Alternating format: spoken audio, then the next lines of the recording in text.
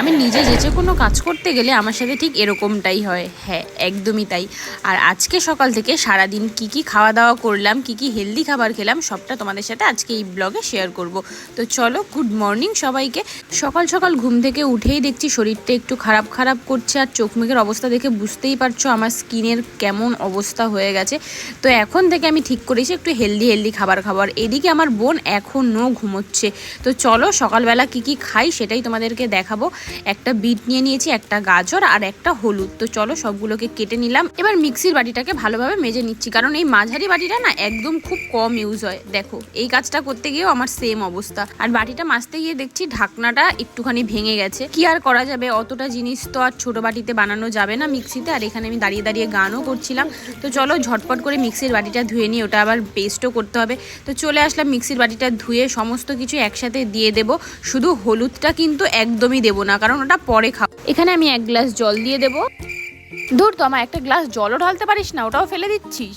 এবারই তো সেই ঐতিহাসিক ঘটনাটা ঘটতে চলেছে। যেই মিক্সির রেগুলেটরটা ঘোরাবো, ব্যাস সব জুসটা বাইরে পড়ে যাচ্ছিল। তো যাই হোক, কোনো মতে এটাকে চেপে চুপে আমি করেই ছাড়বো, কারণ যে কাজে যত বেশি বাধা আছে সেই কাজ করতে আমার তত বেশি ভালো লাগে। মানে সেই কাজের প্রতি আমার তত বেশি জেদ বেড়ে যায়, আরো পেশেন্স বেড়ে যায়। তো দেখো এট লাস্ট কিন্তু আমি সফল হয়েছি। এটা ভালোভাবে পেস্ট হয়ে গেছে। এবার এটাকে আমি কিন্তু ছাঁকনি দিয়ে ভালো করে ছেঁকে নেব, কারণ আমি একদমই ওটা কিন্তু খেতে পারি না।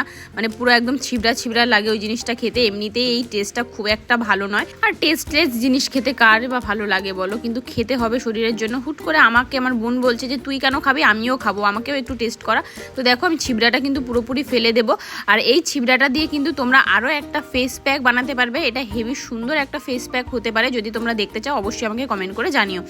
আর এখানে দেখো আমি নিয়ে নিয়েছি, এবার আমার খাওয়াটা শুরু হবে। জাস্ট আমার মুখের রিয়াকশানটা তোমরা দেখবে আমি কেমনভাবে খাবো। জোর করে খেতে হয় গাইজ। সবাই বলে এটা নাকি খুব ভালো লাগে খেতে, বাট সত্যি কথা বলতে আমার খুব একটা ভালো লাগে না। আমার মুখের রিয়াকশানটা দেখে আশা করি বুঝে গেছো। আর হলুদটাকে আমি ঠিক এইভাবে পেস্ট করে নিয়েছি মিক্সিতে। এটা আমি জল দিয়ে গিলে খাবো, কারণ এটা আমার পক্ষে চিবিয়ে খাওয়া ইম্পসিবল। আর আমার মুখের রিয়াকশানটা এখন সেরা হতে চলেছে। আর একটু হলেই মানে আমার মুখ থেকে একদম বেরিয়ে যাচ্ছিল। আমি 3 মিনিট ধরে ভাবছি যে এটাকে খাওয়ার চেষ্টা করবো, বাট আমার দ্বারা আর হচ্ছিল না। জাস্ট দেবো মুখে আর এক্ষুনি বেরিয়ে আসছিল, বাট কোনো রকমই ওটা ঢুকিয়ে নিয়েছি। আমার মুখের রিয়াকশানটা আমার দেখে এখন লিটারালি হাসি পাচ্ছে, বাট সেই সময়ের ফিলিংসটা আমার এখন মনে পড়ছে। বাট সত্যি কথা বলতে যদি তোমরা এই 3টে জিনিস রোজ সকালবেলা খেতে পারো, তাহলে 1 মাসের মধ্যে তোমাদের স্কিনে যা গ্লো আসবে, মাথা নষ্ট। আমার পক্ষে টানা 30 দিন খাওয়া এটা পসিবল হয়নি। আমি খুবই টেস্ট প্রিয় মানুষ। আর এখানে আমি খেয়ে নিয়েছিলাম টক ডাল আর একটা ডিম সিদ্ধ। তার কিছুক্ষণ পর খেয়ে নিয়েছিলাম আমি পেঁপে। কারা কারা বাড়িতে আনহেলদি